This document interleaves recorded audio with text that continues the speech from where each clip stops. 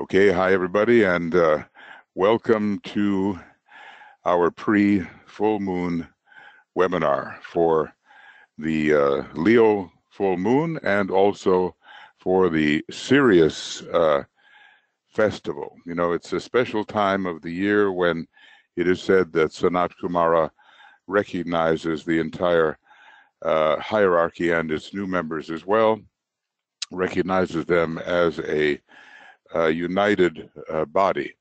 So we have two things to deal with. We have the energies of the great constellation Leo, the sign that comes from that. DK tells us perhaps it's the most human of all signs, and then Sirius, which is the great sponsor of initiation on our planet and maybe in our solar system, and is the initiator of our solar logos. I'm very happy to be back with you. I had a bout of illness for about a month, and our excellent team took over, and thanks to Francis Donald for giving the last full moon, and Jeff and Francis other things. So the actual full moon takes place tomorrow at 10 minutes after 6 and 32 seconds, 6:10 and 32 seconds GMT, and that is PM, okay?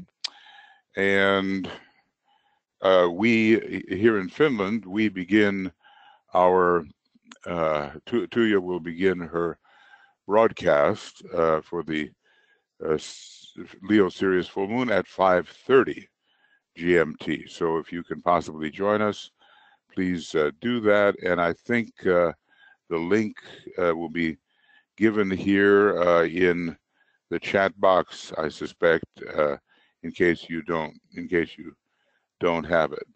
Looks like we have it there. The full moon is at 6:10:32 on Monday. Oh, that's good. And Joe and Brett, do we have the link in there too? If we can possibly give them a link, that will be helpful as well.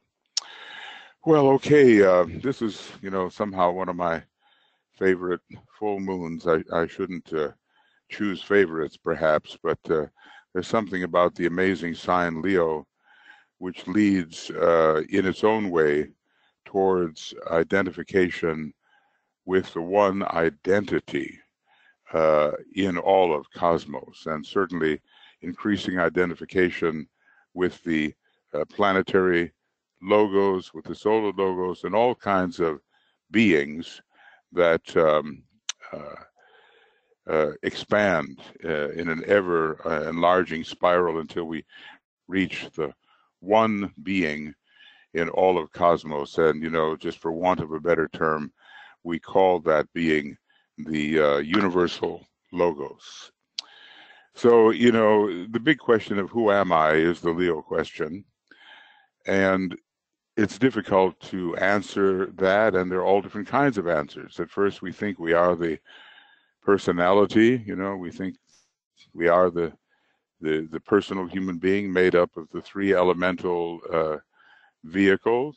And then we discover gradually through the art of abstraction that we are not what we thought we were. And then we start to identify with that structure that we find on the higher mental plane.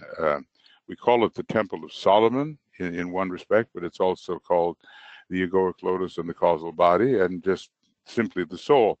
And we begin to think of ourselves as the higher of the pairs of opposites. So we move from the I am of identifying with the individualistic personality to the I am that, where we begin to think of ourselves as a soul that's unified with other souls and is in a relationship where you really cannot think of separatism at all. But it moves farther, and in this quest for identity, we reach a stage called, eventually, the master does anyway, we reach a stage called isolated unity. And there we use a different mantra altogether. I am that and that am I. Or I am that I am. When Moses, I think it was Master Morya, was was asking, what is your name? You know, the name of God. And he said something like, I am that I am.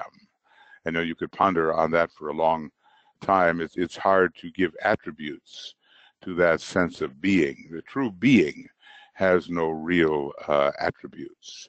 It is that out of which all attributes come. So here is a banner that Tuya created. It is showing the three levels of rulership of Leo. And we have here the sun ruling in the Orthodox sense, followed by, and here it is, followed by Uranus, followed by Neptune, which indicates the heart of the sun, the more subjective sun, and finally Uranus representing the central spiritual sun. So for the average individual, the sun is the ruler of Leo, but really there's a good chance that the sun is actually, every time the sun or the moon appears, is probably veiling some more normal planet. And in the case of the Orthodox planets, I think the sun could be considered as veiling Jupiter, giving that great sense of the I am in the middle of everything. But it moves on towards a great sensitivity as the heart gets stimulated. And that is the Neptune, I am that, we might say. Neptune gives a great sensitivity of love, wisdom. DK tells us that Leo is the sign, after all, of sensitivity. What's that sensitivity all about? Well, you say it's sensitivity to what is the self and what is the not self. It's so easy to suffer from mistaken identity. And all along the way, we have to figure out, well, what am I and what am I not? And the Leo person is very sensitive to that, and along the way wants to express what he or she thinks he or she is. So that sensitivity is using the fifth ray in a way to draw a ring past knot and discriminate between what I am and what I am not. But with Neptune, you begin to blend yourself with others, and you enter a kind of unity that comes from the heart of the sun. What is the heart of the sun? Well, it's a good question. In one respect, it's the soul nature of the solar logos, and is found on the cosmic levels, on causal cosmic levels. In relation to the causal body of the solar logos, whatever that really is. From another point of view, it can be found in various representations on the cosmic astral plane and even on the higher levels of the cosmic physical plane. Finally, we get to the ruler Uranus, which is electric fire. It's a great first ray, seventh ray planet, and it fits with the first ray of Leo. And also, there's a lot of electricity in Uranus, which comes in under the fifth ray. And interestingly enough, Leo is also, the constellation is ruled or transmits the fifth ray as well as the first. So here's where you're really free to be who you are, and your true identity is revealed, and it is the identity of the spirit. And isolated unity comes in here. I am that I am is the Uranian way that the initiate looks at his identity. So if you think about Leo, think about identity, think about individualization, think about initiation. It shows up at the first initiation very powerfully there, and in every other initiation along the way. It's the beginning of the Christ life at the first initiation, and at the second initiation, the heart of the sun energy comes into the astral body, and you begin to experience unity of love. And at the third initiation, there's a great illumination that occurs, and Leo represents the will to illumine. We are told the will to rule, first ray, and the will to illumine, a lot of fifth ray and seventh ray. And at the fourth initiation, Leo dies, you might say.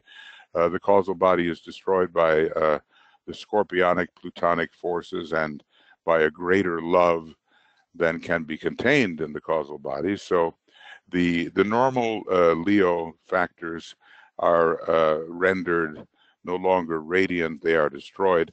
But by the time we get to the fifth initiation, this being the fifth sign, we have a great revelation of the purpose of deity and of the cosmic paths which lie ahead. And the light is glorious there. So through all 5 initiations, Leo can be found and different rulerships will come about. The let's see if I can get this correctly. The Joffre painting is quite impressive. It shows the rampant lion, and kind of like the solar plexus, if you will. Somehow the sun is connected with that particular chakra. And when you are the king of beasts, it's a great exaltation of the personality. But that king of beasts, as we all know, has to be put to death at some point by the unicorn, who is the true initiate. So it's the conquering of the personality nature by the soul nature. Down here we have Hercules wrestling with the lion, and we all have our wrestling match with that lion, and he's very elusive. Hercules tries to trap the lion in a cave, but there's always an exit out the back door, so to speak, where the lion can elude or escape Hercules, and Hercules doesn't seem to be able to win. So finally he blocks one of the entrances, and then he's able to confront the lion, and Hercules represents the soul, and the lion represents the rampant personality, which has to be subjugated or subdued by the soul, maybe not killed, I mean, in the myth, we have Hercules actually killing the lion, but it's necessary to have the lion be the servant of the personality. So that's another way to look at it. The kind of orangey yellow color here is very Leonian, and we do have right up here at the top of the image the crown, which represents in a way the crown chakra. Leo and Aquarius have a lot to do with that crown chakra and with the heart within the head. And then there's the heart. You see, that's the heart within the head in a way. Look at the heart within the crown. Just notice that. Very, very interesting. Here is Apollo. He's playing the Aeolian harp with 7 strings, and the chariot of the sun is drawn by 7 horses. I suppose we're talking about the 7-fold nature of reality and the 7 rays. And we're talking about the ability to express an aspect of the divine will for which you are responsible. Everybody's got a little piece of the divine will, and everybody has to have the freedom to express that. So the Joffre illustration has some, I think, very important things to say about the nature of this sign. We'll all be born in Leo sometime or another, either in Leo or under Leo, and there's always, at a certain stage of evolution, an initiatory possibility under Leo. We just have to know at what level we are using this particular energy. Now, let's see if I can... Francis Donald has produced, of course, some beautiful illustrations, and I usually show those if I can. Here is the Christ in the middle of his initiates, you might say, and you're seeing the Christ face to face, especially at the first and second initiation. Later it will be Sanat Kumara.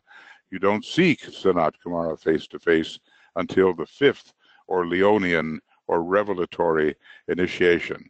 But at first we do see the great Lord, the Christ, and he's wearing the crown as the head of the hierarchy to which he is entitled. And every one of the initiates thinks of himself as facing the Christ. We have to face the Christ within us and bring that Christ to birth and into real feeling, real expression. It can't just be a theory.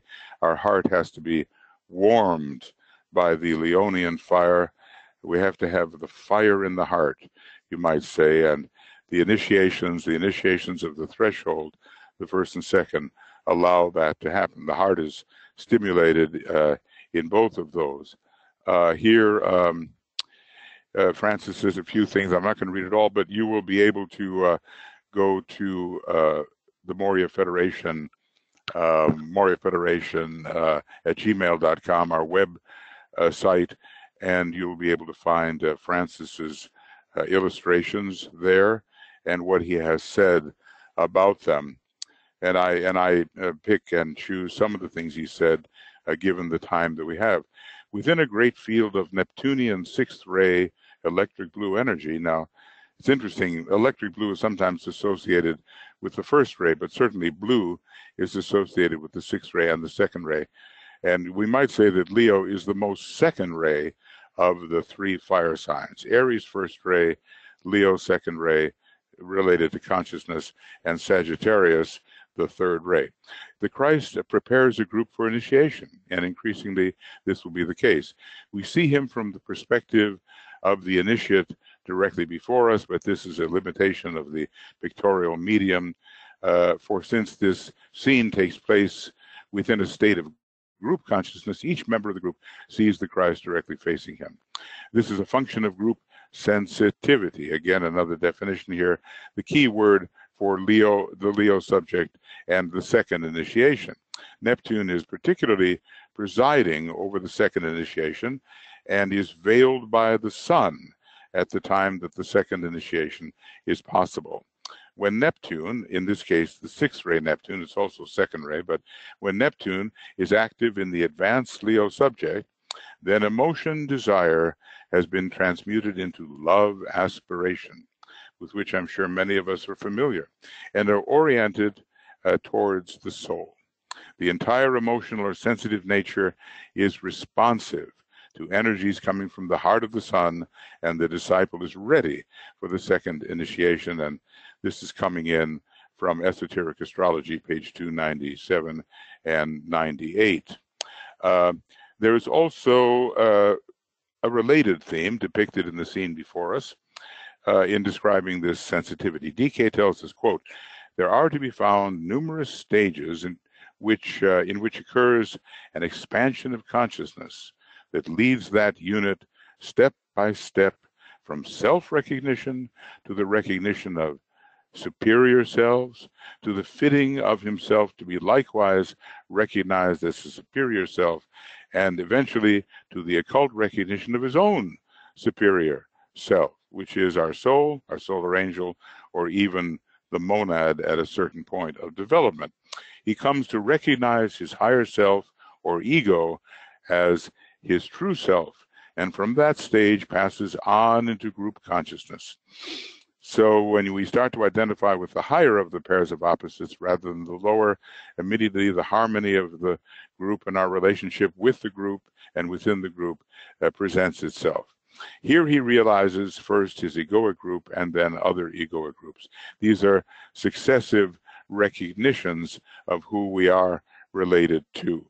So let's just, I would just suggest that you go ahead and read these things, because they are excellent quotes. It's all about group initiation here, and interestingly enough, group initiation will be the way that we have to go. It may seem in your psyche that you are taking the initiation alone, but a number of others of equal rank will be taking it with you, and this is the way we are told that the time and space schedule of the planetary logos can actually be properly completed, and without group initiation, it cannot. So there's some, really good things said here, and I would recommend that you go to the website and read more deeply into it. It's the most human of all the signs, very important to us, and every one of us is going to go through a Leo period at some point or other. Maybe our progressed sun doesn't move into Leo in this particular life, but the progressed moon almost certainly will, and aspects to the sun immediately involve Leo in some sense.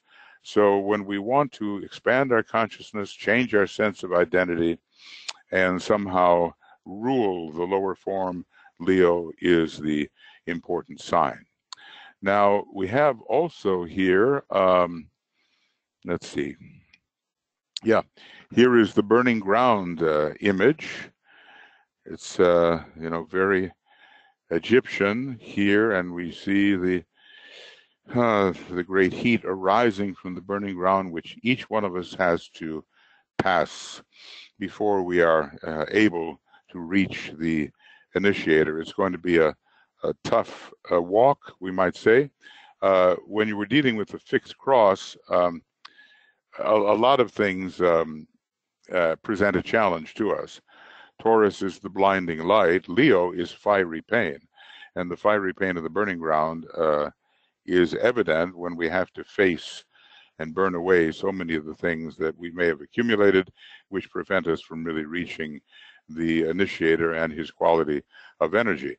Then there's the bitter woe of Scorpio, and finally, the liberation of Aquarius. But here we are in the fiery pain stage, having to burn away all the things we thought we were as our identity becomes more and more essentialized. So let's see. This is a few things that Francis says. Girded by a belt emblazoned with the signs of the zodiac. We can't really see that right now, but because my image is too small here. Indicative of his completion of a cycle of preparatory lives, a white-robed disciple, that means he's gone through important purifications, stands before the great Sphinx, which has for ages represented the relationship between the higher and the lower mind. And we all know that on the mental plane, there is this kind of division between the three superior subplanes and the three lower subplanes. So he's putting this in the Egyptian context. Sekhmet, in her role as initiator, presides. Notice that her lion's head and woman's body is the reverse of the Sphinx's iconography, where we have a woman's head and a lion's body. So these are two different representations of the relationship between Leo and Virgo. And I'll just say that sometimes it's Virgo representing the soul, with Leo representing the personality, but other times it's Leo representing the glorious soul on the higher mental plane, full of light and love, and it's Virgo, materialistic Virgo in early stages, that is representing the personality. In the burning ground, we see that Sekhmet, who in ancient Egypt was known as the mistress of the sacred eye, which is very interesting, connecting it to the fourth initiation, who purges the chamber of transformation, has sent forth the eye of Ra. Now, Ra is considered to be the sun, and we learn how to see with that unitive vision, which isolated unity reveals. And here we see in the image that the eye of Ra has been sent forth. Whenever we see an eye, we think of a superior being regarding us.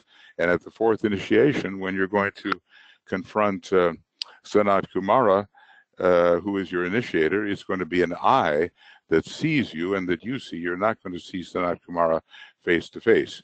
From the innermost petals of the lotus staff she carries, Ptah, her consort, appears.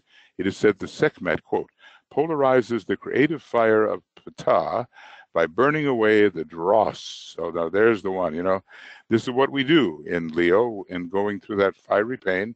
We burn away the dross so that our true identity is revealed, and not the false identity with which we may have been identifying ourselves. So every one of us has to ask, what is dross? What for us is dross? Burning away the dross resident in physical matter with the purifying light of the sun. And what is physical matter? Well, from a certain perspective, the dense physical body of the Solar Logos is the lower 21 subplanes. So even to us, those are the subtle worlds, we have the world of the astral plane and the mental plane and all that, and they look quite refined and quite high. But to the Solar Logos, those are physical, and they are the vestige of a previous solar system that he didn't really complete and has to complete now. And, there's a burning away of these things. So we have to be willing to go through that purification through the purifying light of the sun. And then by this action, he says, Sekhmet consecrates matter to spirit. And this is what we all have to do. That's what we call sacrifice, or the making sacred, or the consecrating of matter, the lower vibration to the higher. And this is the way we ascend. We're not just allowed to escape. We have to have whatever the sun represents coming through and through the matter with which we are usually identified. The disciple briefly glimpses the burning ground through which he must pass. He sees the way leading through the heart of the lotus beyond the purifying flames, equally to Sothis, or Sirius, which cosmically rules Leo, here represented by the uraeus atop the Sphinx. So, there's a uraeus up here atop, and this is representing the great constellation, sometimes it is called, of Sirius. It's not just one star, it's several, and some of them are invisible.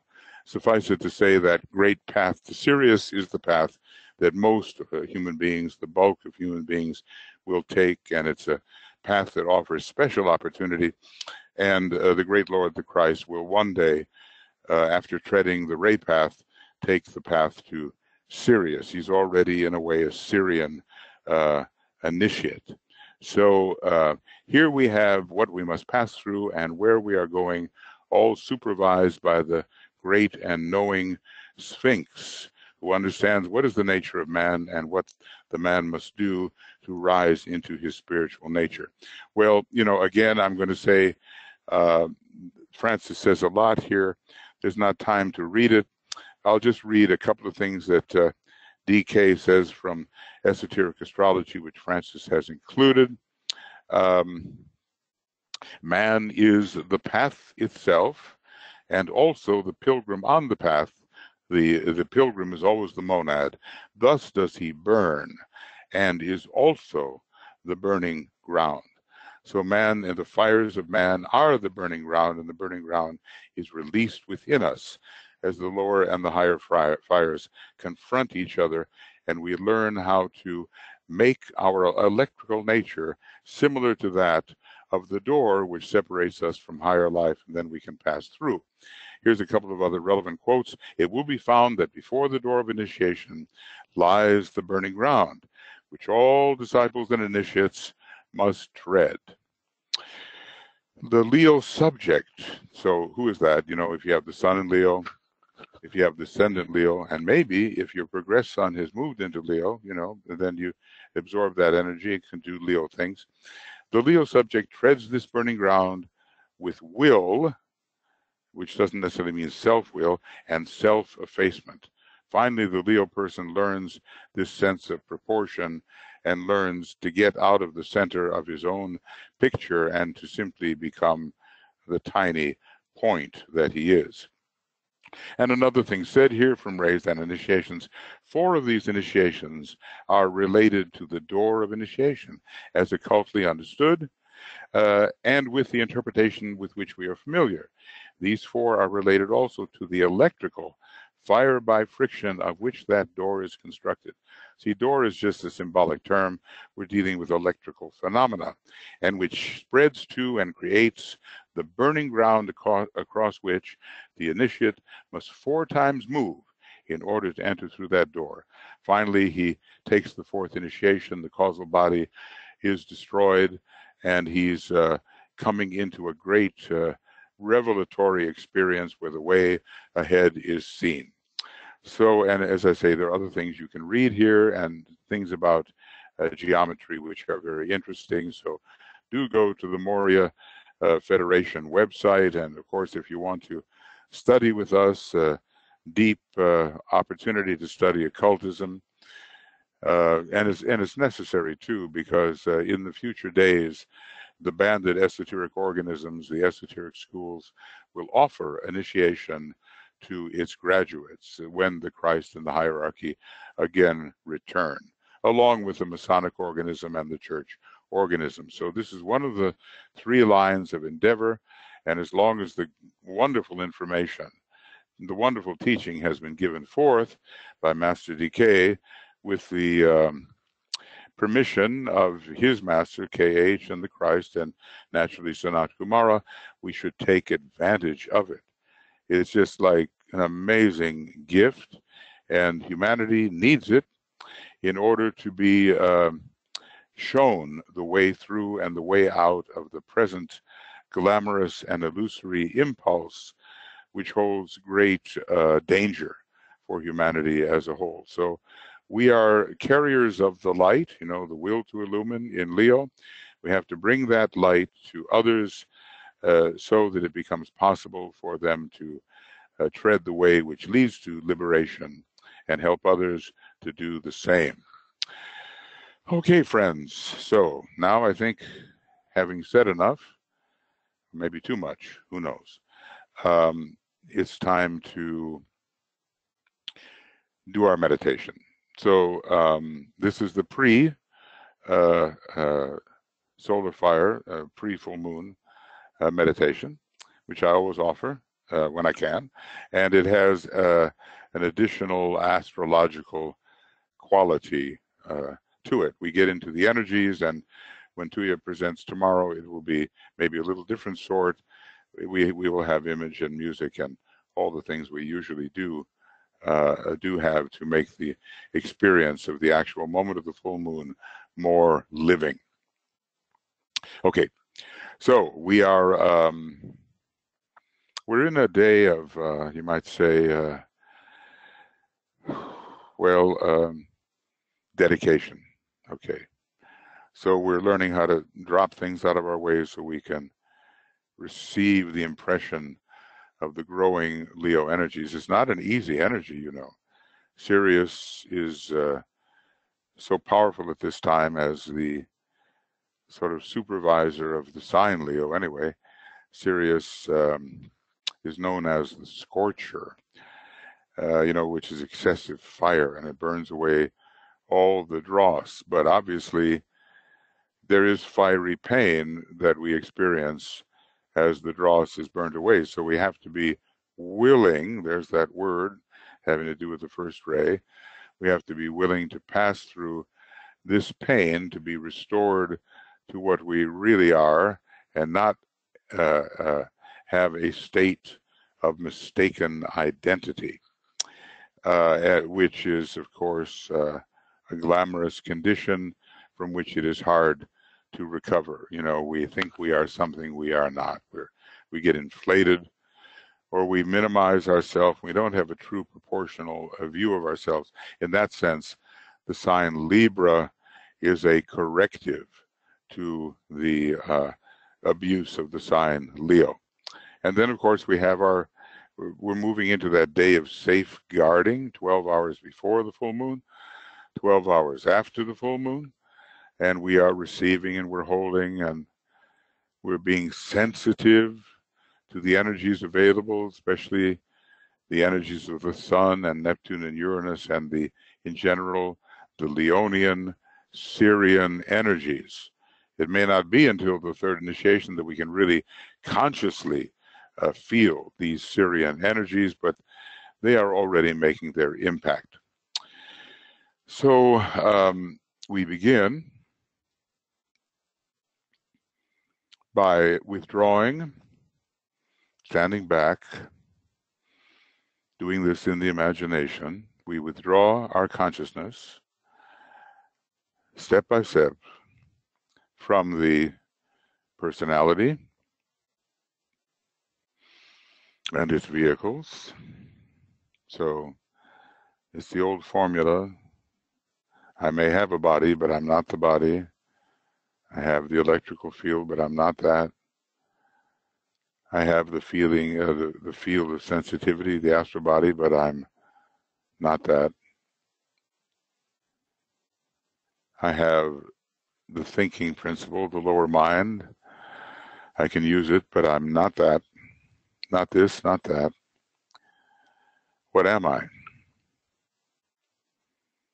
if I'm none of those things?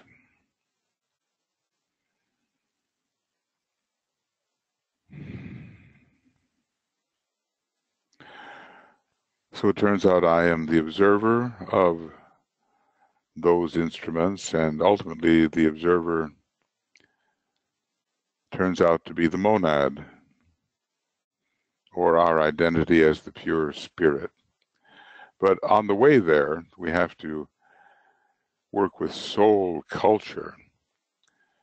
And so we step into this field of light and love, which is the soul.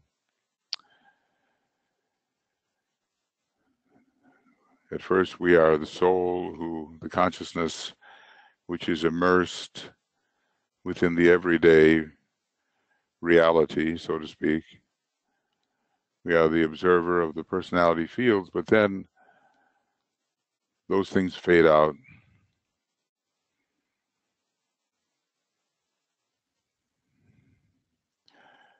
And we become the observer of the field of light and love and sacrificial will, and we're in that higher field, which is the causal field, the egoic lotus, the soul field. We imagine that we're doing that.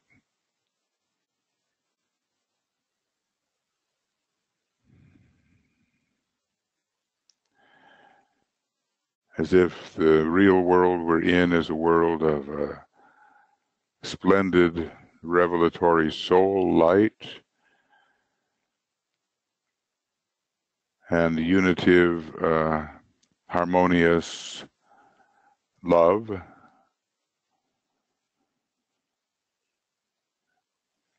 And the kind of will which sacrifices the form for the improvement of consciousness. Consciousness is our theme. Leo, the fire sign of consciousness. Leo sponsoring the will to fulfillment, which is very much an issue once we are spiritual, of improving and illuminating our consciousness.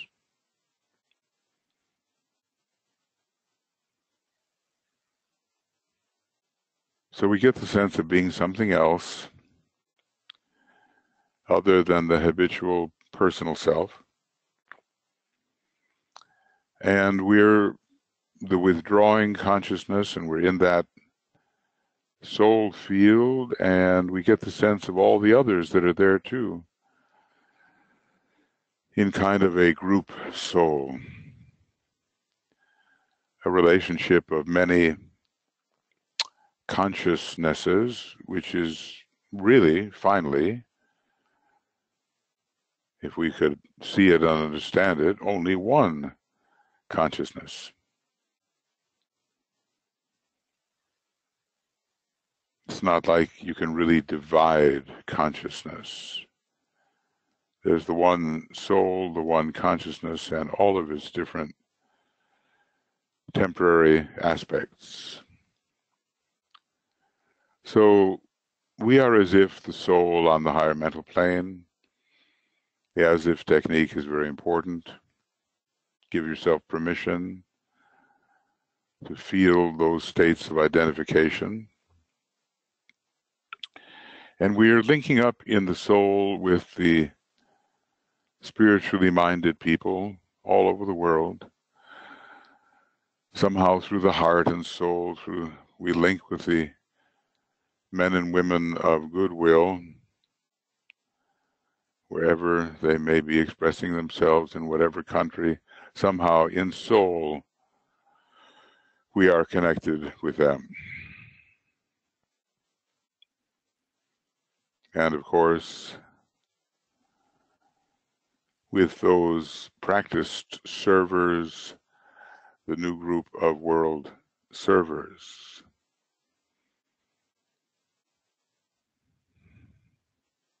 We can say, oh yes, we're all members of the new group of world servers, but the requirements are pretty high, actually.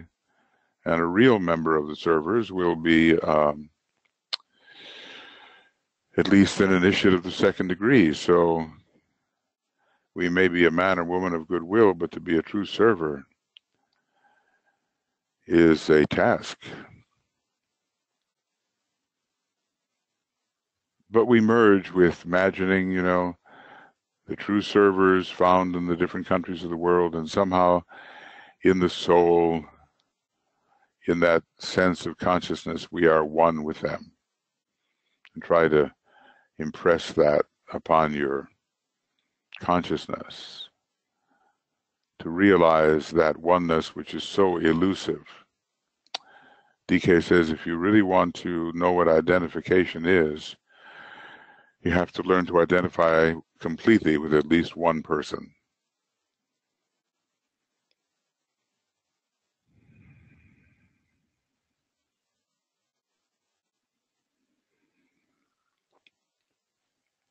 And we move on from that to be very inclusive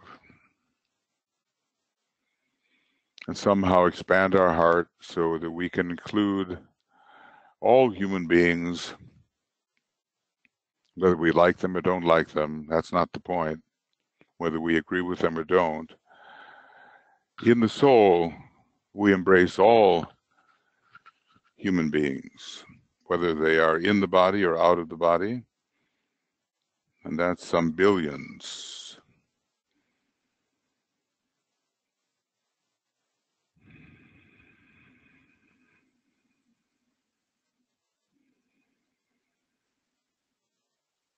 So our heart and our mind goes out over the planet until we realize, if we can, that really there's no my soul or thy soul. You can't really divide consciousness. Not in reality. And finally, the ancient mantra, which is so profound and requires constant meditation and practice, naught is but me. Naught is. Naught. Naught. Naught is but me.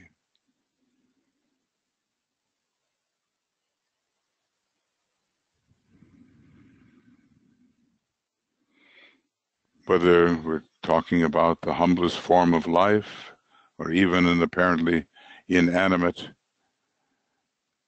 mineral object, there's an identity of being.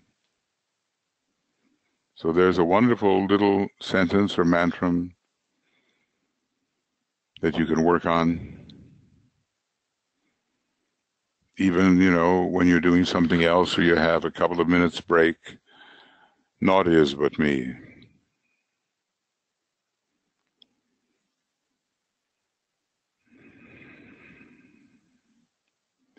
From the soul and from the group soul that we are forming, certain qualities of energy descend, different types of will descend, the qualities of the petals of the egoic lotus descend, even the quality of the jewel in the lotus descends, even though it's not completely revealed in any of us. If we were a fourth degree initiate, that's another matter. So we get the sense that from our own soul and from the composite group soul, we are fed by higher energies, forming a little point from which we can project the antakarana. So the will to initiate comes into us, and the will to unify, the will to evolve, the will to harmonize, the will to act, the will to cause, the will to express. All that's coming into us, into our group being, into our group point of tension. And all the love of the group soul and the abilities connected with the group petals, they enter the mental plane and find the point of tension we are sustaining on the mental plane, and the representative of the monad that we call the jewel in the lotus. There's a sevenfold ray vibration which comes forth, and that's coming into also our point of tension on the mental plane.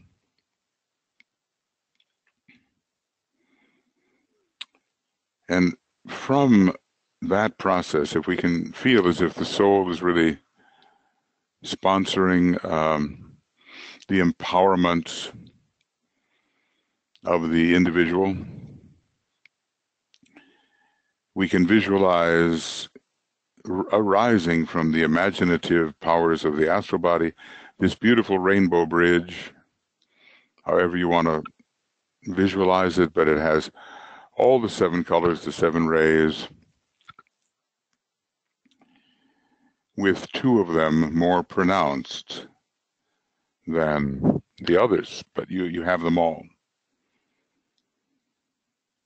And this bridge rises up through the energies that you have gathered on the lower mental plane,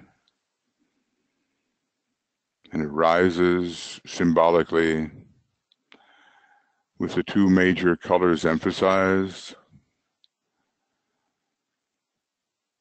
rises into the spiritual triad. First to the monastic permanent atom on the higher aspect or subplane of the mental plane. And then it touches some aspect of the subplanes of the Buddhic plane and some aspect of the subplanes of the Atmic plane. We don't know which, because it can't go to the very top, because that's for Chohan's higher than a master. But visualize that beautiful bridge and your 2 colors being most prominent: red for the first ray, indigo second, green for the third, yellow for the fourth, orange, one of the colors of the fifth, rose color for the sixth, violet for the seventh.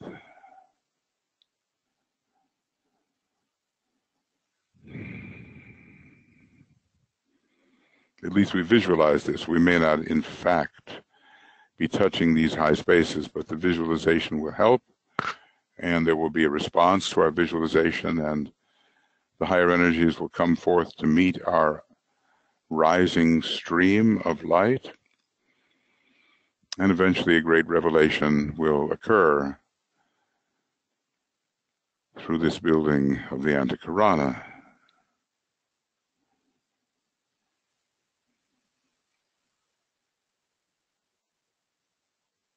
And when your colors are right and your rays are right, you may really feel some kind of resonance with what you touch, because from one perspective, the rays of the triad are exactly the same as the rays of the soul, or the ray of the soul.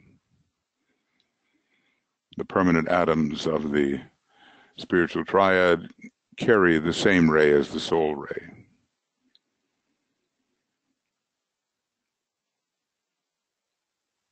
So we visualize the completed bridge going all the way to the monad, whether or not that is the case.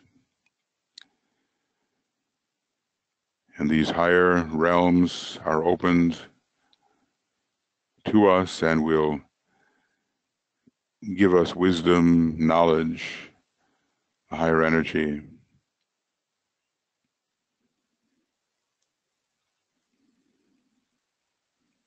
Now what we're going to do, we'll project.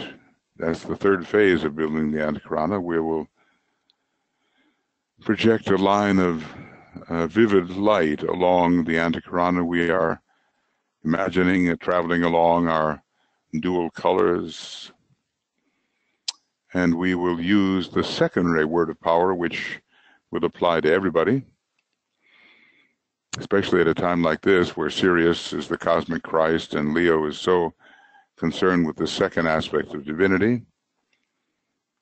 So we'll sound the Om and inwardly repeat to ourselves, I see the greatest light. I see the greatest light. So we'll use one of the second ray notes, a G.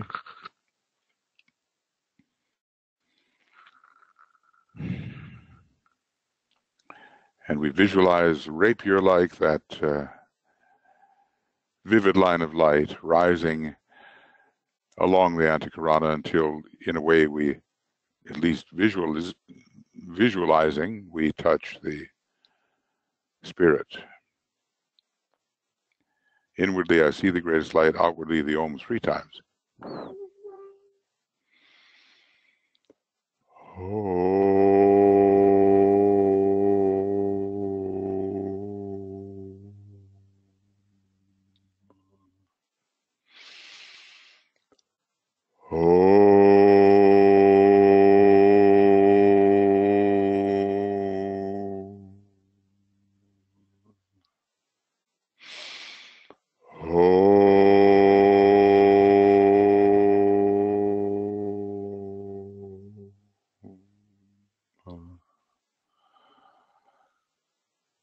And that projection alerts the higher part of our nature to the fact that there is an attempted bridge building, and then there's a going forth of energy. We are invoking, and there will be evoked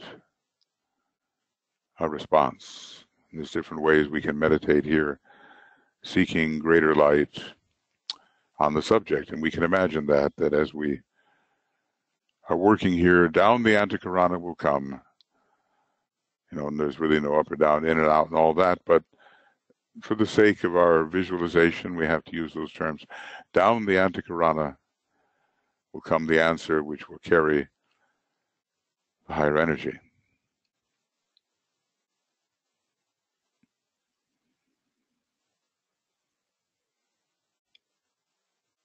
So there's a whole realm of wisdom and power here that we normally cover up and do not access properly.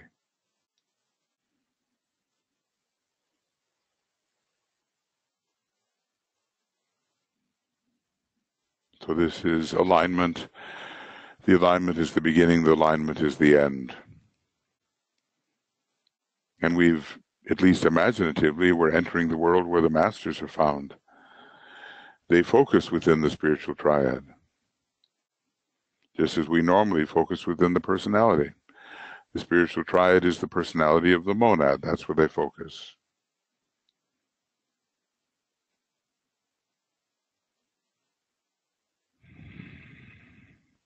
So since we're entering these worlds, we can offer our salutations and our solidarity with these great ones, cooperate with them.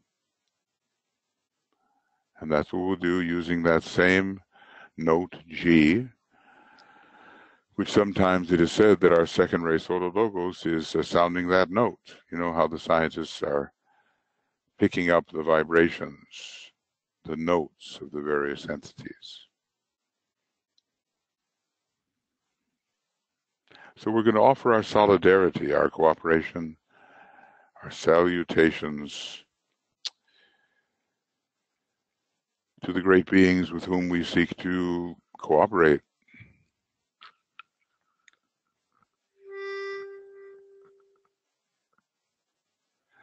So we feel ourselves feeling the gratitude that we should in relation to the Christ, who is doing for us so much that we cannot even imagine. But we can imagine some things.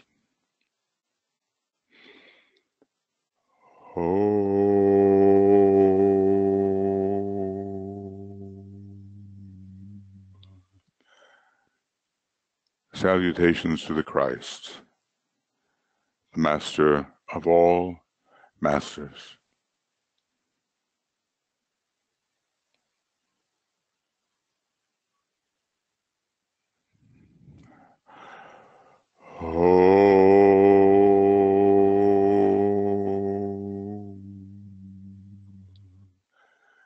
Salutations to the triangle of masters with whom we work most closely. They've been so responsible to bring the ageless wisdom to humanity, the Master of Morya, Master Kutumi, Master Dwalkul.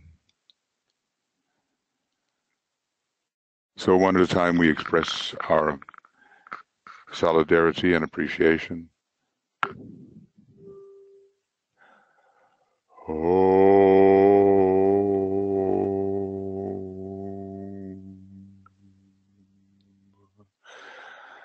Salutations to the Master Morya,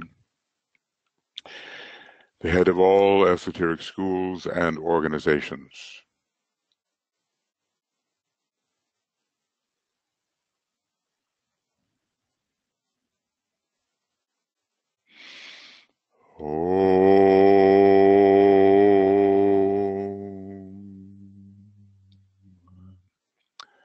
Salutations to the Master Kutumi, whose ashram is working intensively on the reappearance of the Christ, his brother, the Lord Maitreya.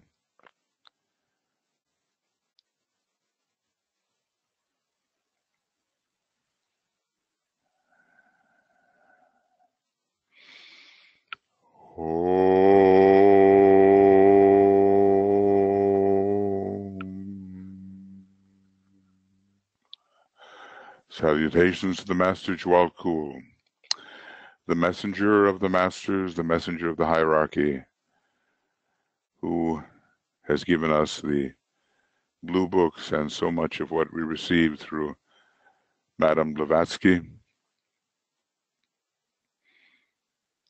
and more to come.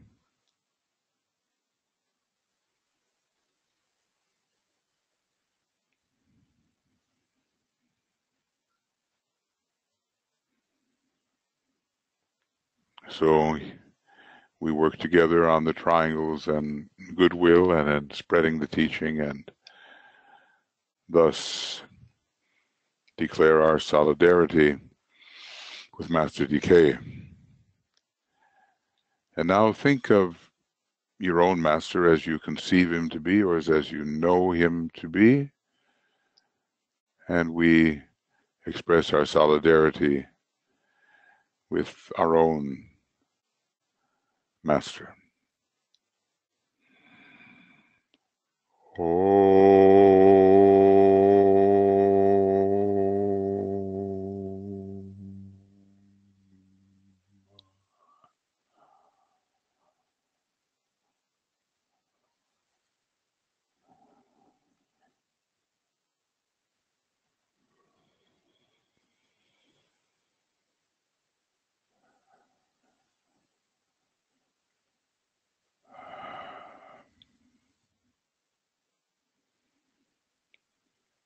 And finally, to the entire hierarchy of our planet, much larger than we normally conceive,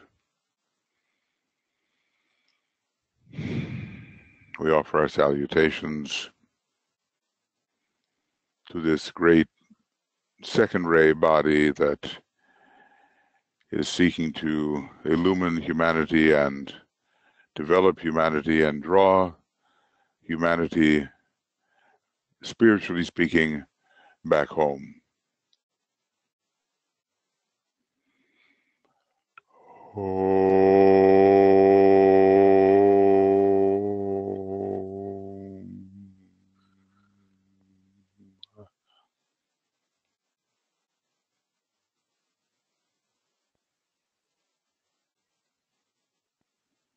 So we have our alignment with the elder brothers,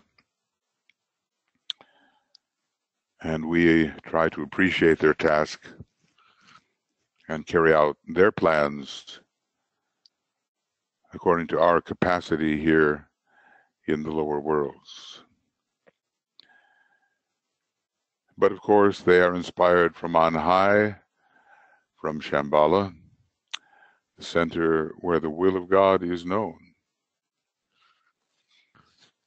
And so we, cannot go in the doors of Shambhala, as some people mistakenly imagine they can, when that privilege is even denied to some of the masters, unless they're on the first ray. But we can increasingly come in touch with the energy of this greatest of all centers on our planet.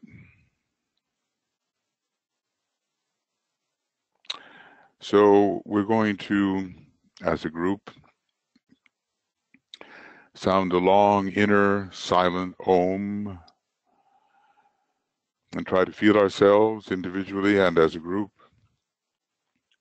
imbued with the energy of plan and purpose, coming from Sanat Kumara.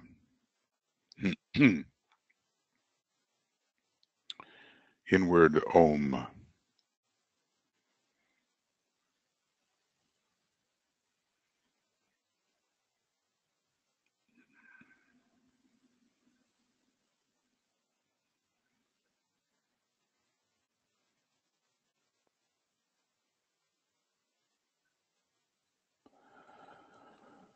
So, cutting through all those lesser desires that can lead us astray, we feel that great energy of purpose that comes from the monadic plane and maybe beyond in Logoic plane, which is the real focus of Sanat Kumara.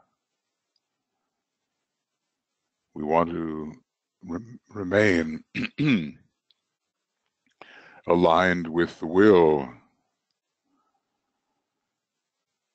not my will, but thy will be done. Whether thy will is the will of the solar angel, or the will of our higher triad, or the will even of the monad, which is a cell in the body of the planetary logos. Servants of thy will, thy will.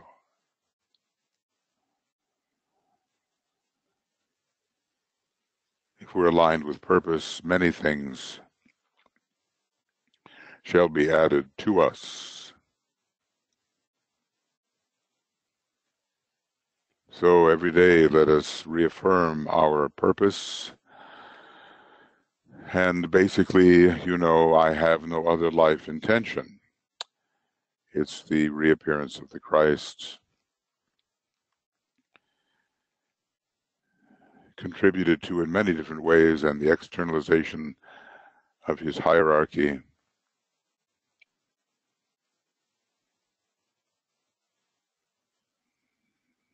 So we carry that sense of purpose.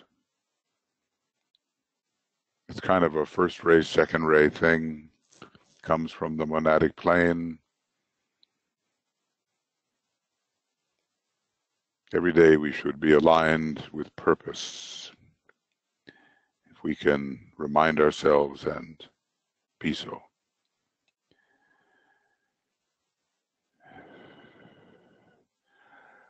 So inside the indigo blue disk, we would find the consciousness of Master DK awaiting us.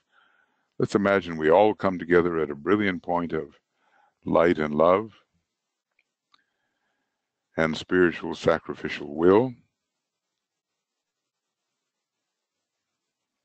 Forget that our personalities are scattered all over the globe. We are like one being with one consciousness.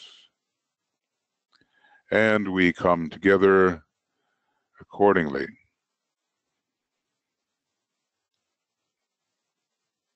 There's no interval between us. We are, as it were, superimposed upon each other.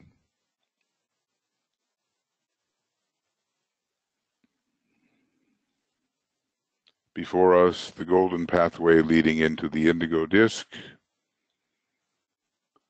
So let us ride that path, shortening the golden path, shortening, until we stand at the very center of the indigo disk, all together in the presence, in this case, of the Master DK and his consciousness, his mind. We become outposts of the consciousness of Master DK. Take a moment, try to think what that might feel like.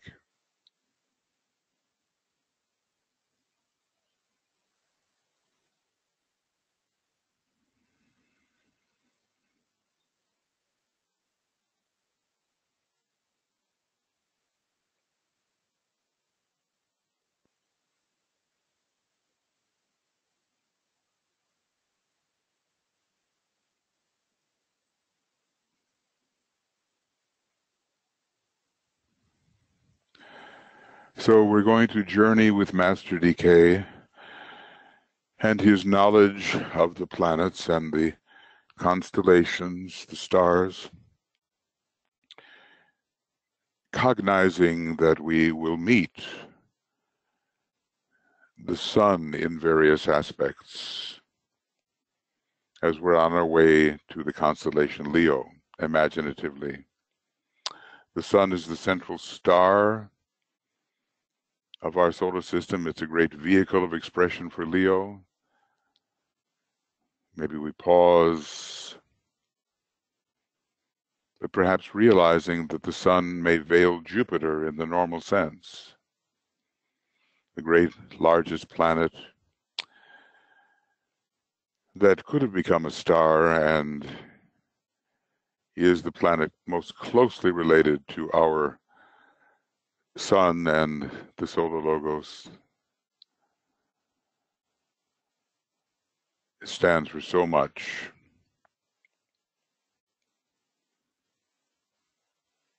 But the Jupiter quality within us, expanding our consciousness, enlarging our identity, going beyond the normal confinements, that's important. And we're going to meet Neptune, the mystic planet, strong sixth ray, second ray, very blue, beautifully blue, deep blue Neptune, representing the heart of the sun and ultimately our own heart, our heart center, our heart within the head, our egoic lotus, and even our monad.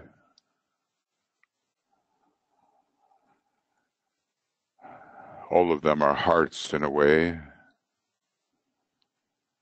We're going to meet beautiful blue Neptune, esoterically veiled by the sun, and we're going to meet Uranus, kind of a blue-green planet, just the way Earth is. Uranus, a turquoise, more turquoise outer appearance, veiled by the sun, and holding in itself, in a way, the secret of will.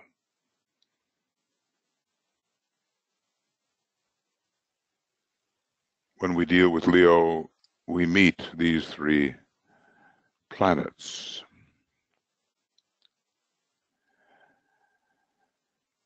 Heart of the sun, central spiritual sun, connecting us with our monad if we're an initiate.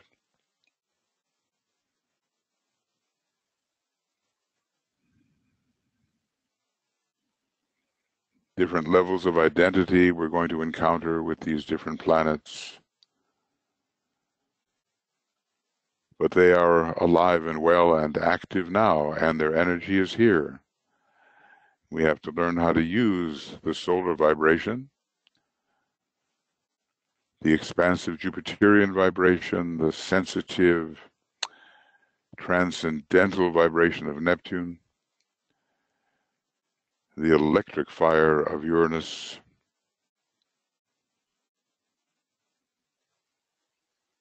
these are real presences. And at this time, we use them. Think for a moment, ponder on the sun as the vehicle of the solar logos. He is called Helios sometimes the Most High. He's called Soul, S-O-L.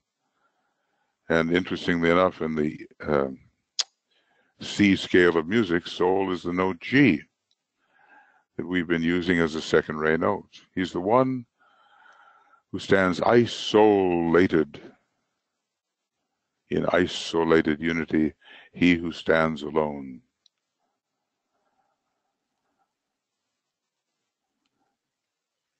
The sun, we're all creatures of the sun as monads. We find our home, temporary home within the sun. The sun is the symbol of the three layers of our self, our personal self, our soul self, our spirit self.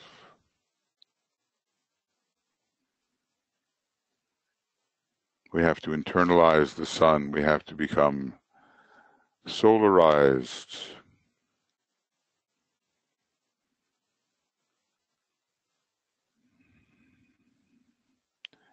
The sun is our source of life at this time. It is the great consciousness and will within our solar system, and at this time very much a heart center and very much on the second ray. We're in a love system. Try to realize no matter what our ray may be, we are a unit of love and wisdom.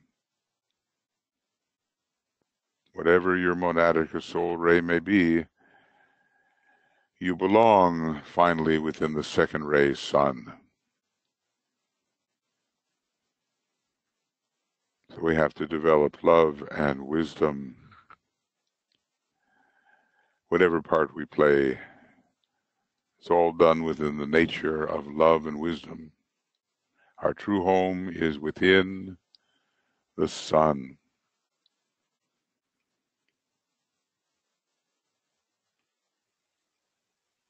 We try to realize this, even though we're walking the earth as some sort of animal, human demonstration. Spiritually, we belong within the sun and its different aspects. The physical sun, the heart of the sun, the monad of the sun, we have a connection with all those things. Tells us more who we really are. So those divine qualities of the great second ray sun, connected with second ray Jupiter, they come into us, into our groups, and they transform us into solar beings. Let's visualize that as we sound the Om on the note Sol, Do, Re, Mi, Fa, Sol.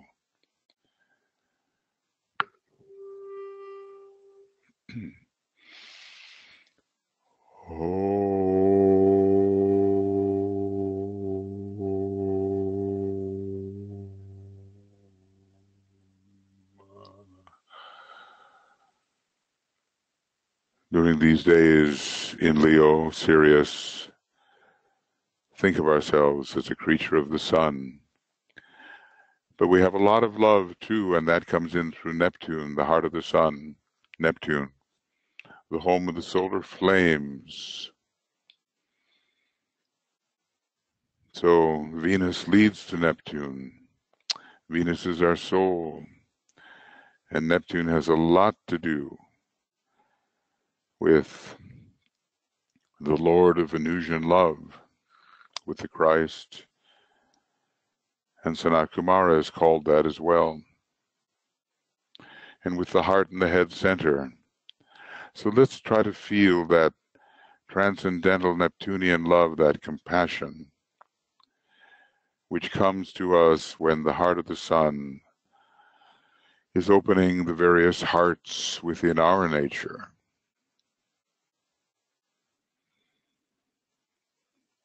As if we breathe in the beautiful blue of Neptune, and it sensitively stimulates our heart center.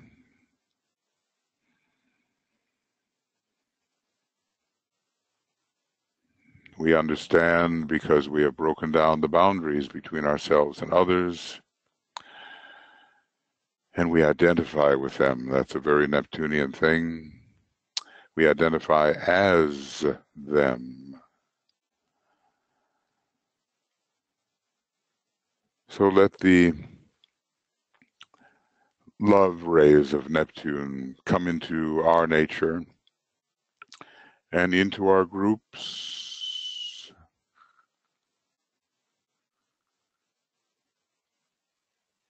correcting the separatism,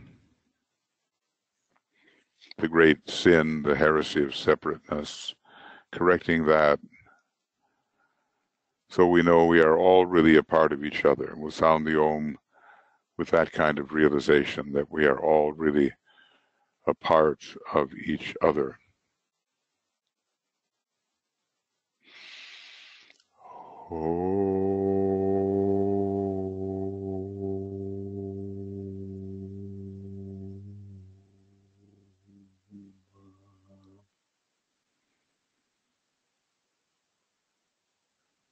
You could transpose the symbol of Neptune into your heart center, into the heart and the head, and it really has a lot to do with the egoic lotus as well, and even with the monad. Neptune is a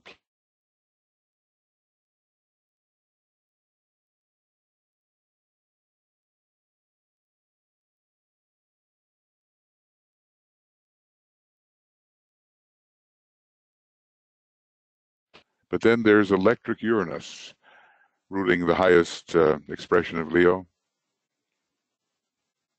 Electric fire, Uranus, the home of electric fire. And basically, the monad is an expression of electric fire. That's who we really are.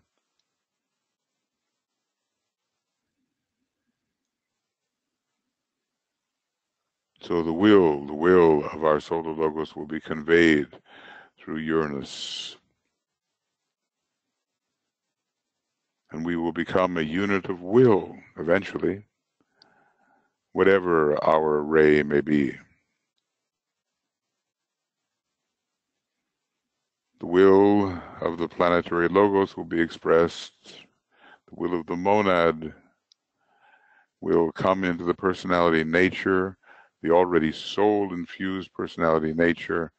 So attempt to sense the electric fire of pure spirit emanating from the highest of all planes on the cosmic physical plane, emanating from the logoic plane, passing through that part of ourselves we call the monad,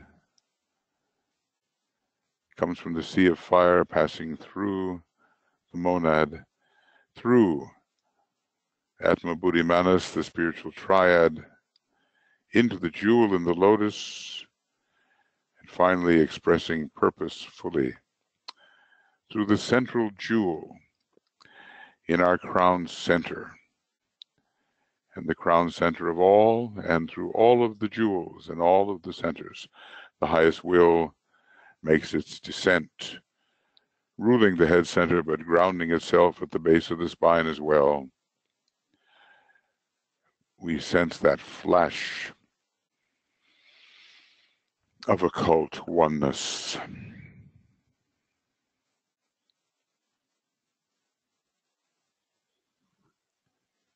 In a flash, the night sky is illumined and we see what's really there. So we want to learn how to carry electric fire one day and be a dispenser of electric fire. Let's try to bring that very high will electric vibration into our consciousness. We'll use a different note. We'll use the note B, which is connected with the seventh ray and with the Uranian quality.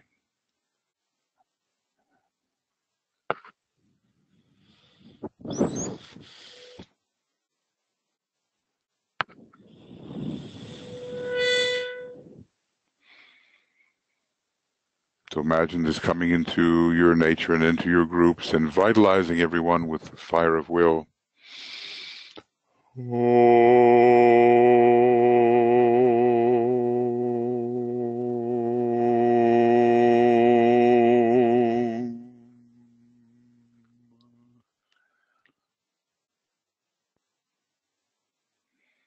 It's the violet light, the violet flame, works right on down into the etheric body and really through the cosmic ethers as well. We are electric beings monadically. Let's try to remember that and respond to the divine will, which carries the archetype.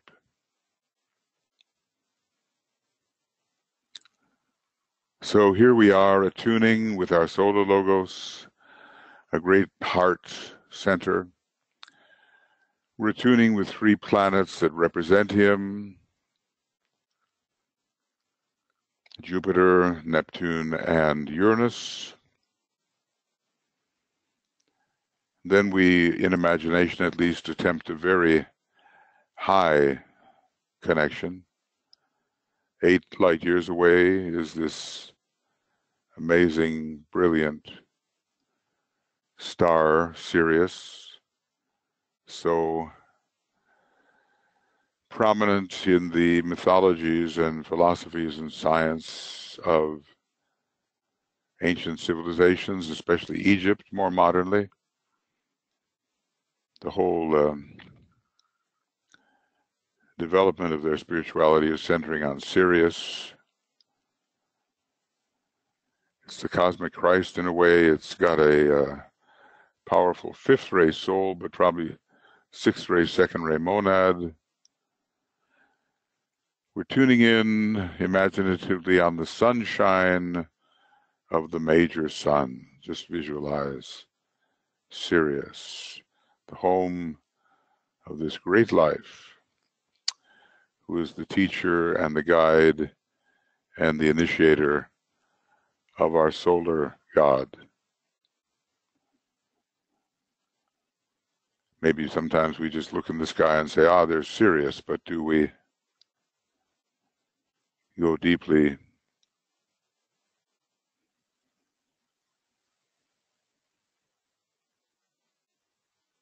tuning in on its stupendous effect within our solar system, but maybe in a special way on our Earth, because for some strange reason, our little Earth is deeply connected with Sirius. So all during this Leo festival, we carry Sirius in our mind, initiation in our mind, the great potentials that come from purification, burning away all the dross through the fire of Sirius. Sirius, the home of the, for us anyway, the law of karma. This brilliant star of sensitivity passes through Neptune, so the Saturn connection karma, the sensitivity through Neptune, and freedom, the law of freedom through Uranus.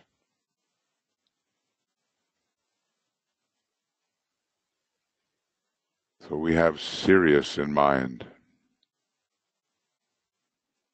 Today, tomorrow, the next day, we should have an opportunity to be more closely in touch with Sirius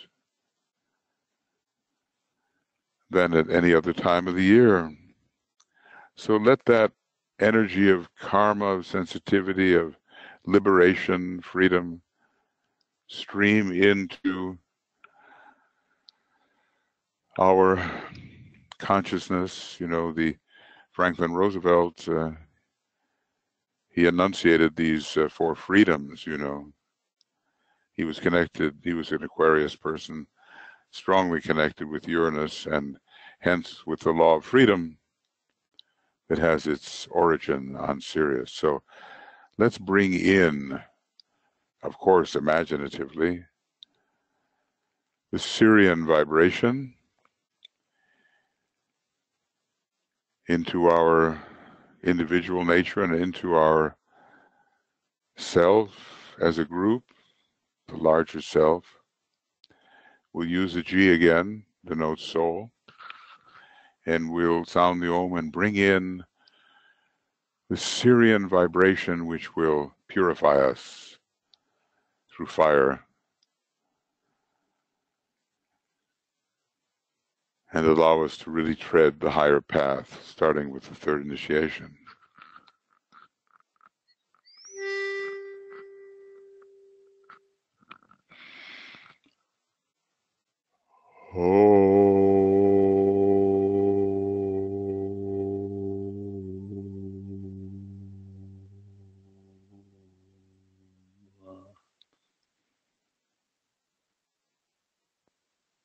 We've got to keep this star firmly in mind, this great logos,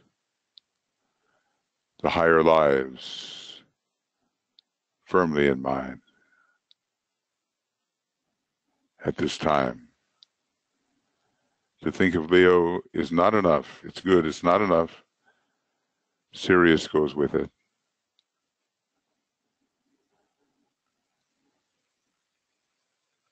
And one day, maybe 85% of us will tread that path that leads to Sirius.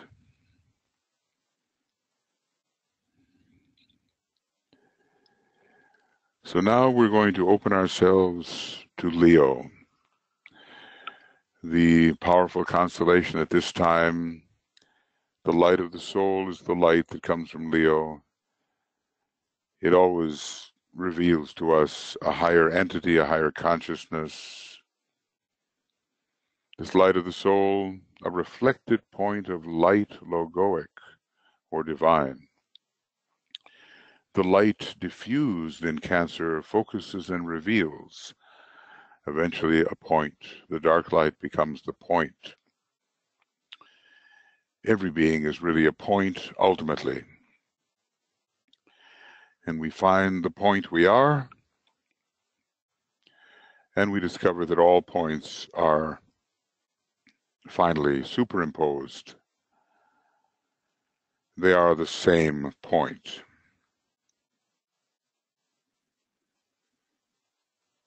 So it's an impressive constellation, Leo. It has in it some important stars, Regulus, de Nebula. It has a kind of a sickle connected with it, the reaping quality of Leo.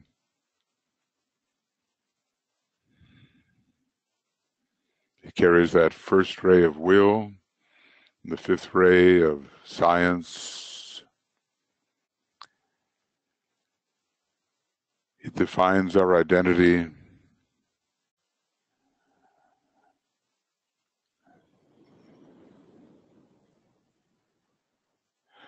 We pause and we try to feel the presence of Leo. Leo is very strong now. It may lead some people to be very self-assertive, but others humble and realizing their tiny identity within the greater identity.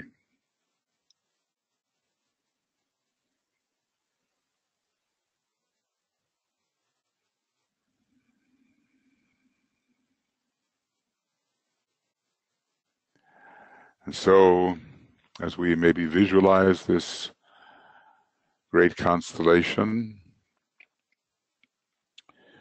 star Regulus,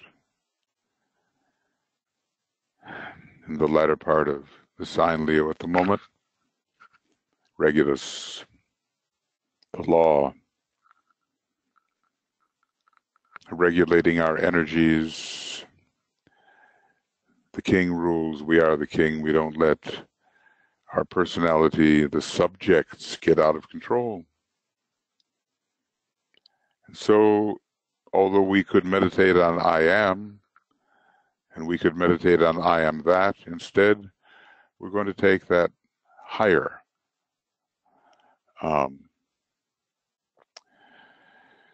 mantram of Leo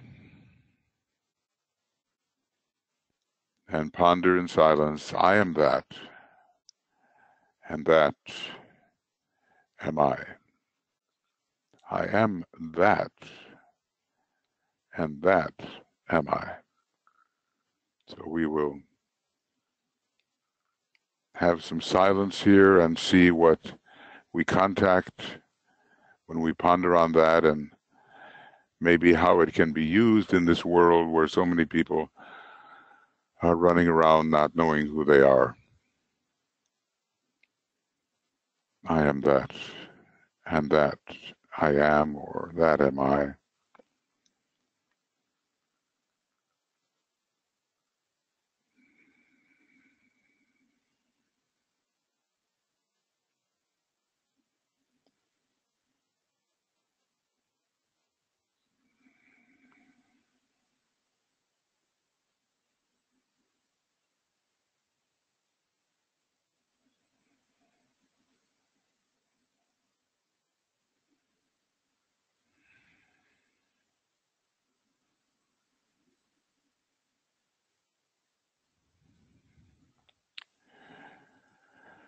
That, is pure being, really.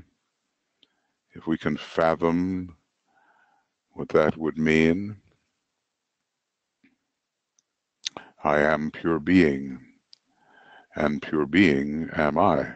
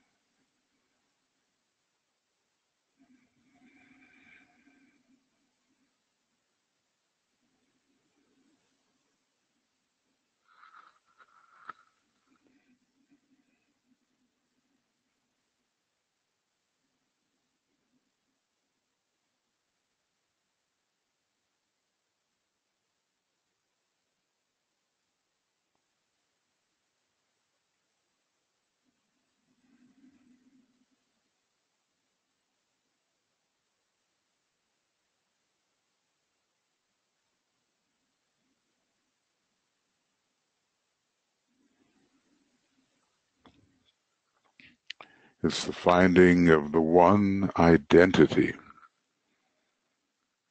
No matter who you think you are, none of us is anything other than that one identity. Ultimately, I am that, and that am I.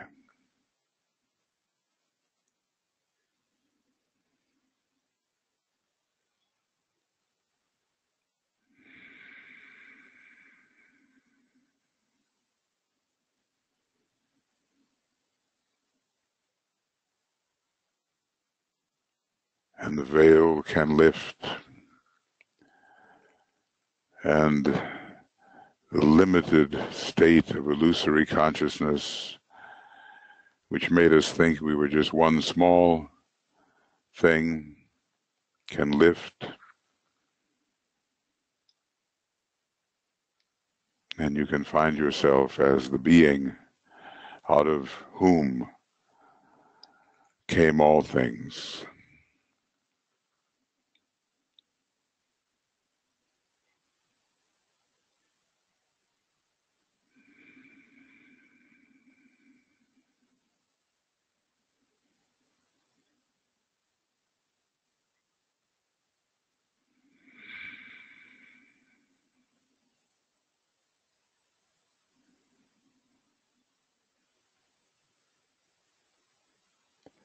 The secret of identification can be revealed in this mantra.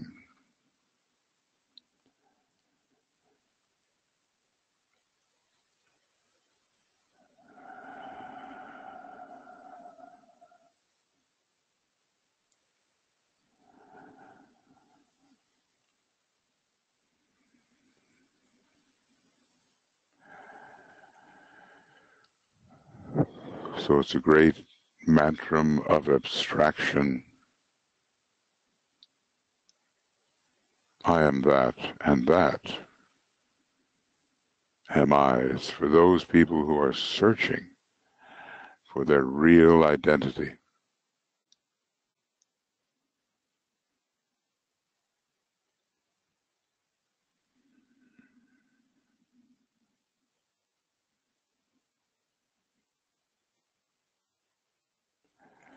So, we have some hours before the actual full moon. which is occurring in less than 24 hours now at 6:10 and 32 seconds p.m. Greenwich time. So we're going to intensify that realization. We're going to walk around thinking, who am I? Reminds one of Ramana Maharshi, he called it the Vicharya, the fastest path. Just keep asking, who am I? Till it dawns that thou art that.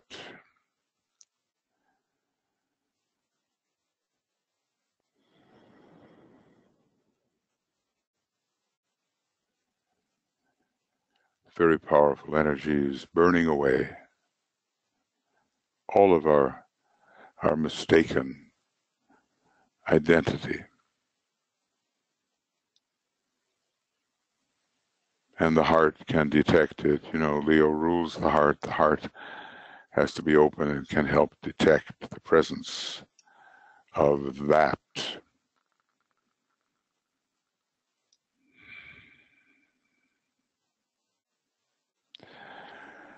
So from the Pleiades, which is the sort of center of our local one about whom naught may be said, and through the zodiac of 12, each one of which is a major heart within the head of the one about whom naught may be said. That's what DK tells us. The zodiac is the heart within the head of the one about whom naught may be said. So Leo is very powerful and controlling energy. On out into the chakras of the one about whom naught may be said, and maybe particularly Orion in this case. Although the Great Bear is also connected because the Great Bear is the head center in a way, or the 7 centers within the head anyway. And then to Orion with this magnificent 7 stars, and maybe it's a great heart. And down into our local 7 solar systems, where our sun is the heart center. This energy is flowing.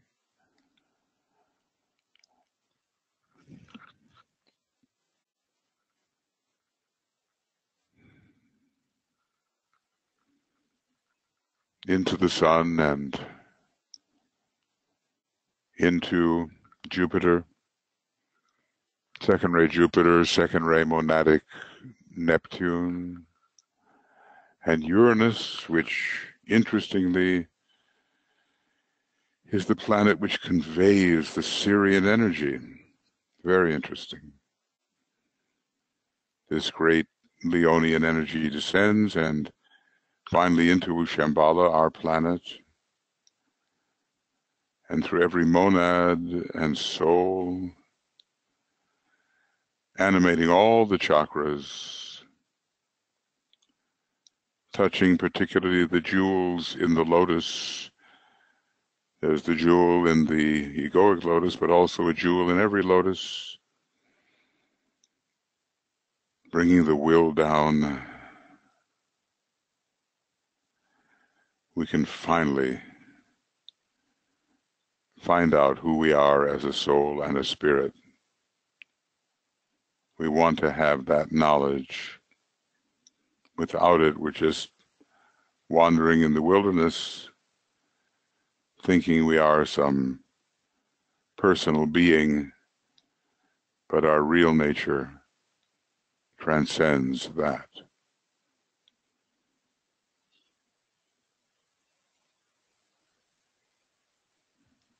So we have this Leo energy, and there are troubled places in the world, and if people could understand who they really are and what their destiny is,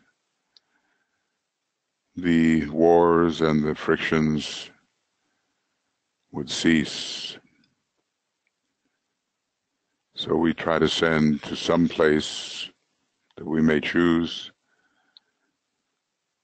a non-egotistical understanding of self, a true spiritual understanding of self. That's what we try to send. So let's send that Leonian ray somewhere, helping people get a handle on who they really are rather than what they think they are.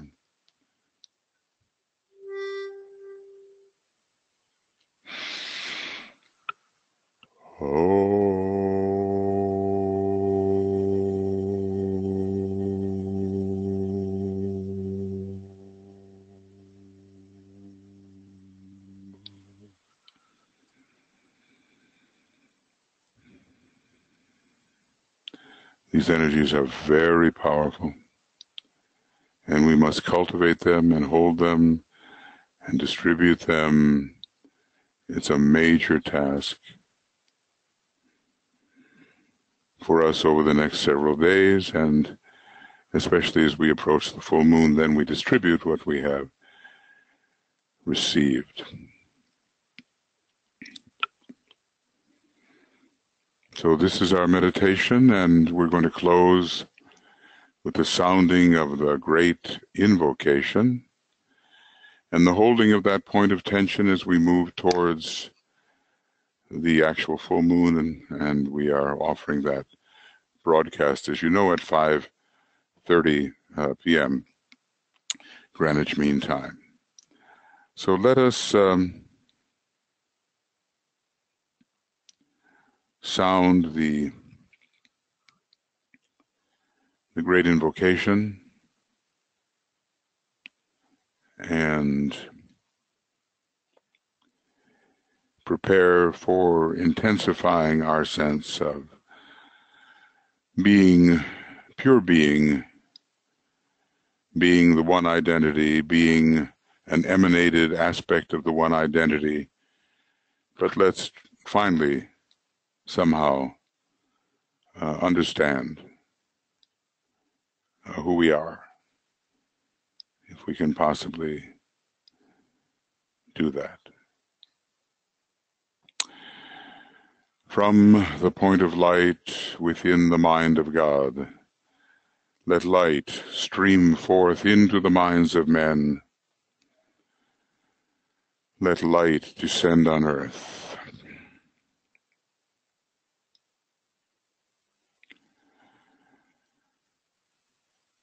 From the point of love within the heart of God, let love stream forth into the hearts of men. May Christ return to earth.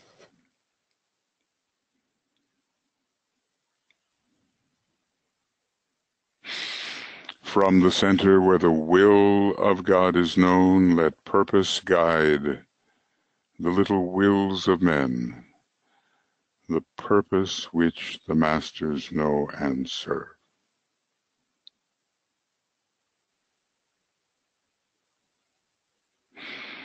From the center which we call the race of men, let the plan of love and light work out, and may it seal the door where evil dwells. Let light and love and power restore the plan on earth. And we sound the sacred word 3 times, covering the 3 levels of identity, personality, soul, and spirit.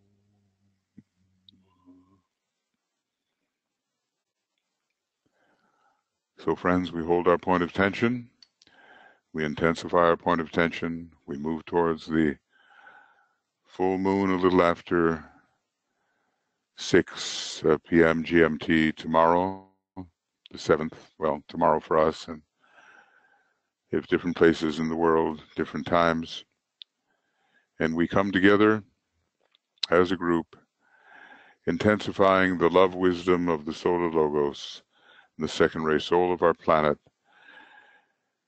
and the soul nature and the great Christ force. We do that and hope to help lift humanity as we go. So thank you for attending this meditation, and we will continue tomorrow with our exact moment broadcast. You can use the Ask Comprehensive link if you want, or you can use the link that Brett has provided here in the chat box, or that you have had mailed to you, and we'll all get together and in that broadcast and magnify the inner God. My soul doth magnify the Lord, doth magnify the monad. Let's hold the tension and do that together. So thank you, and we'll be seeing you soon. All the best to you, and bye-bye for now.